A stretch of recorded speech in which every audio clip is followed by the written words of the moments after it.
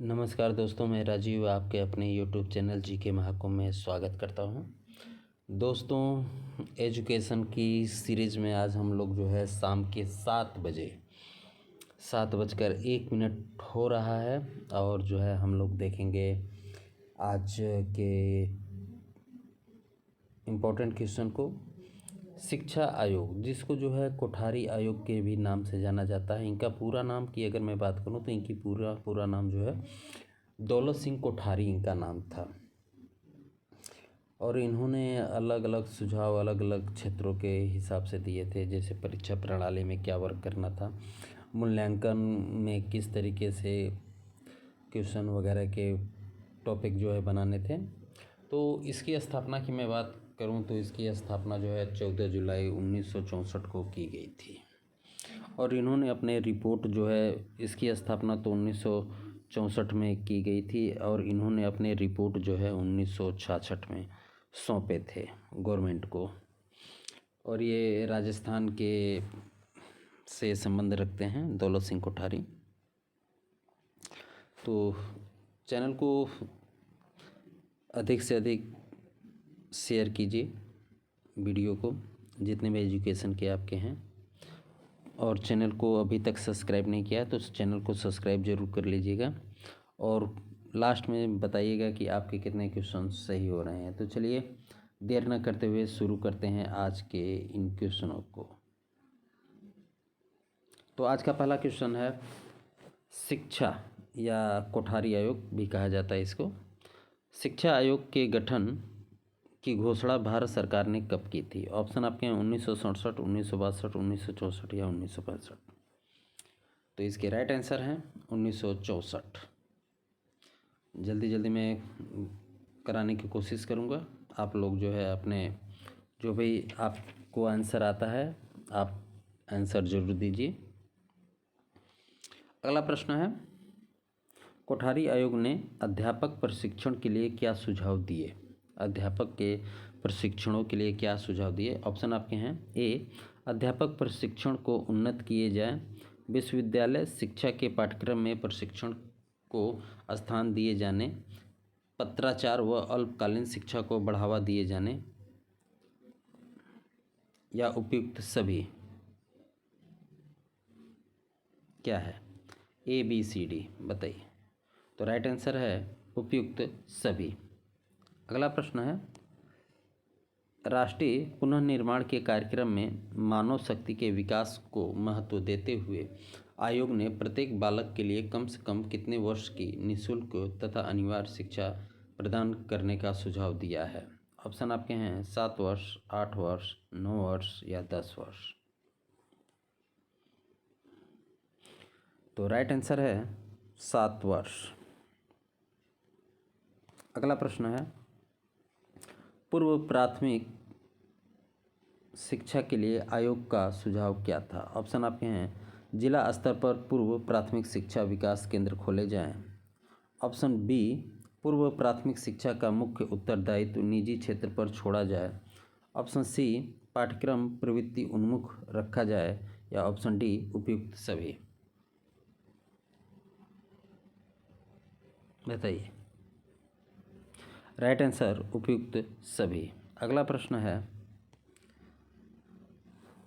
प्राथमिक शिक्षा के संबंध में आयोग ने शिक्षा के किस सिद्धांत को चरितार्थ किए जाने पर सुझाव दिया? ऑप्शन आपके हैं, निःशुल्क व अनिवार्य शिक्षा, वैकल्पिक शिक्षा, प्राथमिक व वैकल्पिक शिक्षा, पढ़ो तथा पढ़ाओ की शिक्षा।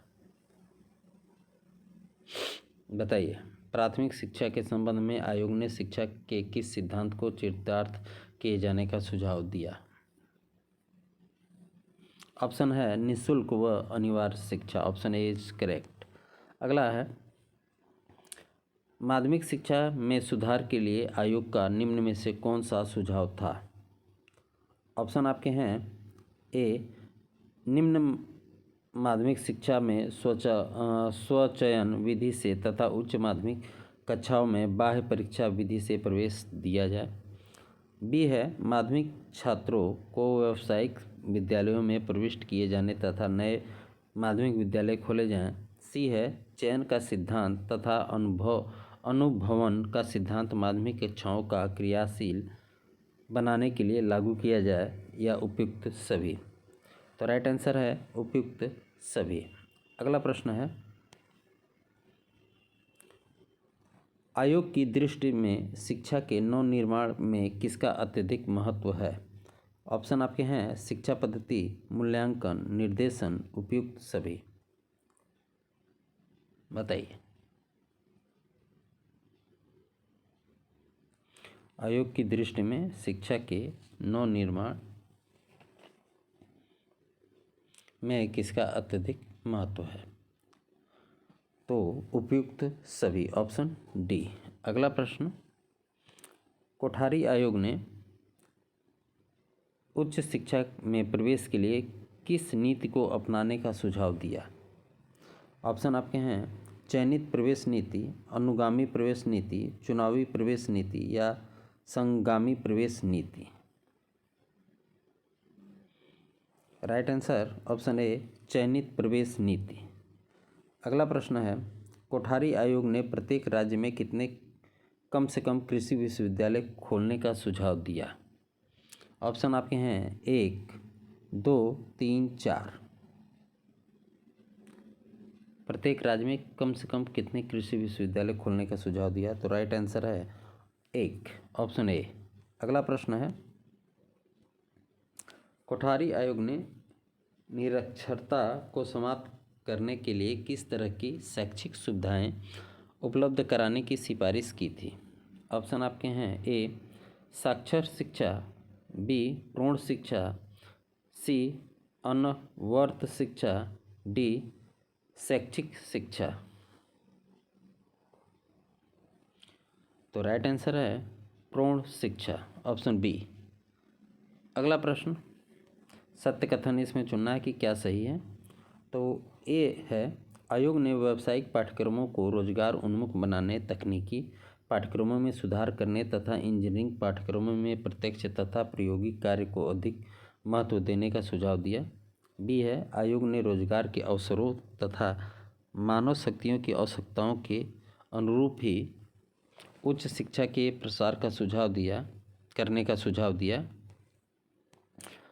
सी है, आयोग ने राज्य व स्थानीय स्तर पर शैक्षिक प्रशासन में सुधार। डी है उपयुक्त सभी। सुझाव जो है दिया। तो राइट आंसर है उपयुक्त सभी। अगला प्रश्न है, किस आयोग ने प्रतिवेदन को भारतीय शिक्षा की गीता कहा जाता है? किस आयोग के प्रतिवेदन को भारतीय शिक्षा की गीता कहा जाता है? ऑप्शन आपके हैं राधाकृष्णन आयोग, कोठारी आयोग, मुदालियार आयोग, या उपयुक्त सभी।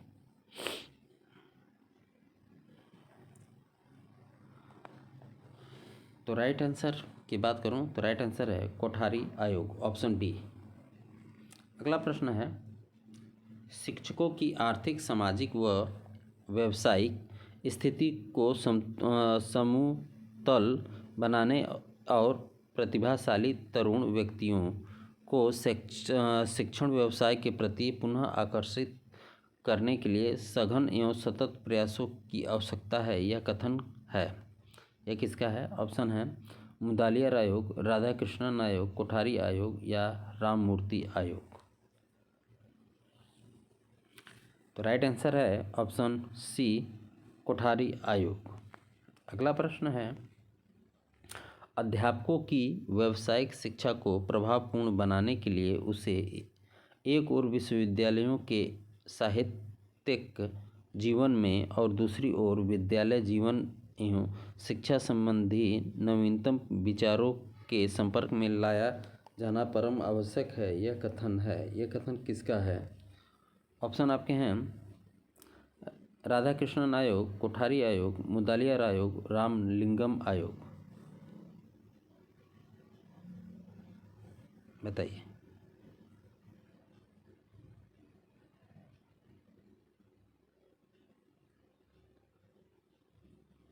राइट आंसर कोठारी आयोग, ऑप्शन बी करेक्ट। अगला प्रश्न है, शिक्षा में स्नातकोत्तर एमएड पाठ्यक्रम की अवधि कोठारी आयोग कितने वर्ष होने का सुझाव दिया? एमएड की जो डिग्री है उसको कितने वर्ष करने का सुझाव दिया? ऑप्शन आपके हैं 3.5 वर्ष, 1.5 वर्ष, 2.5 वर्ष या 5.5 वर्ष।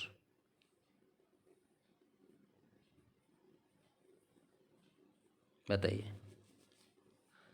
तो एमएड की डिग्री की पाठ्यक्रम की अवधि जो है इन्होंने 1.5 वर्ष करने का सुझाव दिया, ऑप्शन बी। अगला प्रश्न है, व्यावसायिक शिक्षा ग्रहण करने वाले विद्यार्थियों से विद्यालय स्तर पर कितने प्रतिशत छात्रवृत्तियां प्रदान करने का सुझाव कोठारी आयोग ने दिया?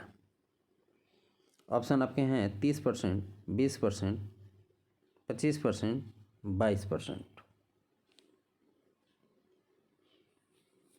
बताइए। तो राइट आंसर है 30%। अगला प्रश्न है,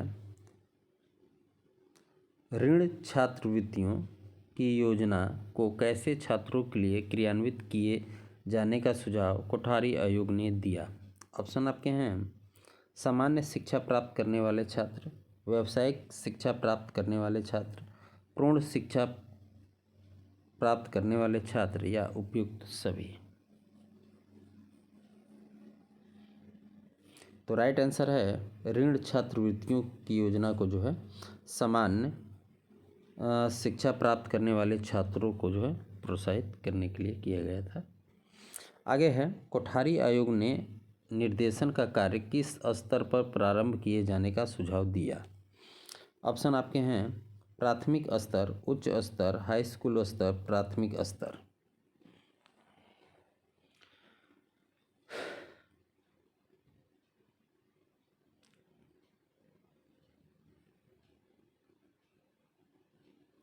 राइट आंसर है प्राथमिक स्तर, ऑप्शन डी। अगला प्रश्न है, मूल्यांकन की विधियां कोठारी आयोग के अनुसार कैसी होनी चाहिए? ऑप्शन आपके हैं वस्तुनिष्ठ, विश्वसनीय, व्यवहारिक, उपयुक्त सभी। तो राइट आंसर है उपयुक्त सभी। अगला प्रश्न है,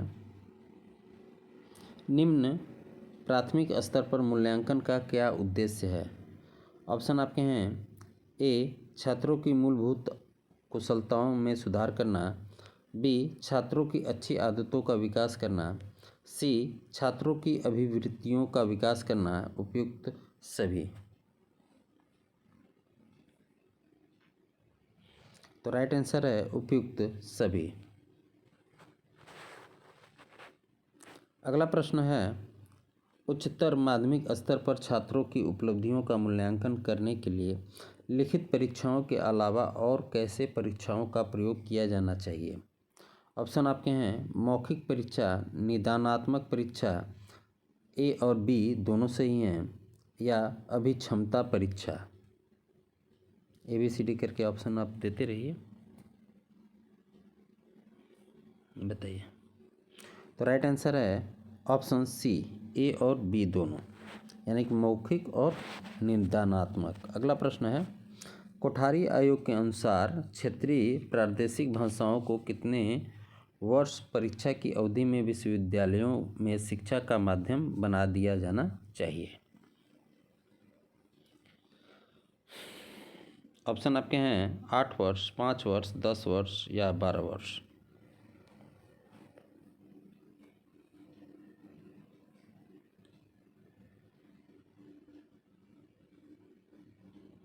राइट आंसर 10 वर्ष, option C.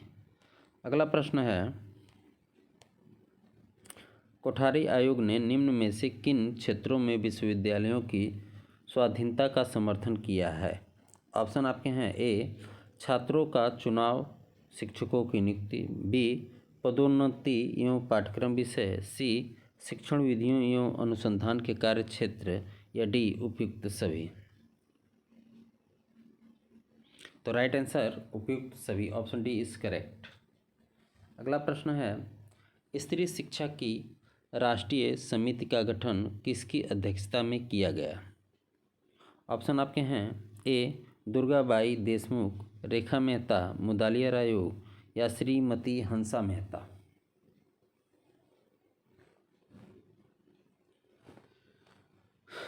Right answer option D Shrimati Hansa Mehta.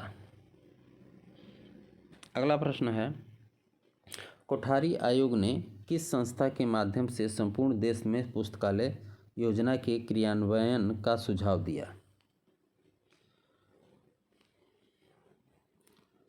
Option है विचार विनिमय पुस्तकालय समिति, आदर्श पुस्तकालय समिति, पुस्तकालय सलाहकार समिति या उपयुक्त सभी।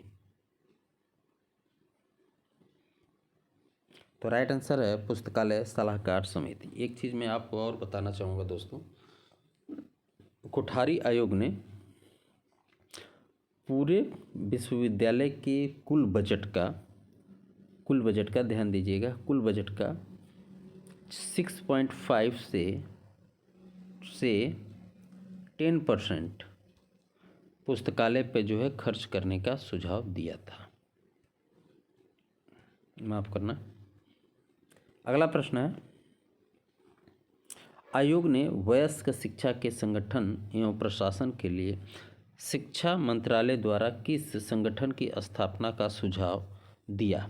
ऑप्शन आपके हैं ए राष्ट्रीय वयस्क शिक्षा, बी राष्ट्रीय वयस्क संगठन, सी राष्ट्रीय वयस्क एवं शैक्षिक संगठन या ऑप्शन डी वयस्क शैक्षिक संगठन।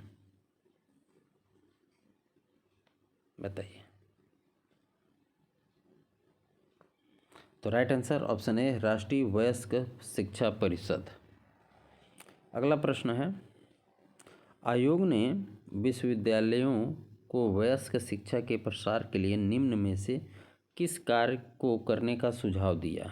ए विश्वविद्यालयों को राजस्थान विश्वविद्यालय के समान वयस्क शिक्षा के विभाग की जो है स्थापना करनी चाहिए, बी विश्वविद्यालयों को दिल्ली विश्वविद्यालय के समान पत्राचार पाठ्यक्रमों की योजना आरंभ करनी चाहिए,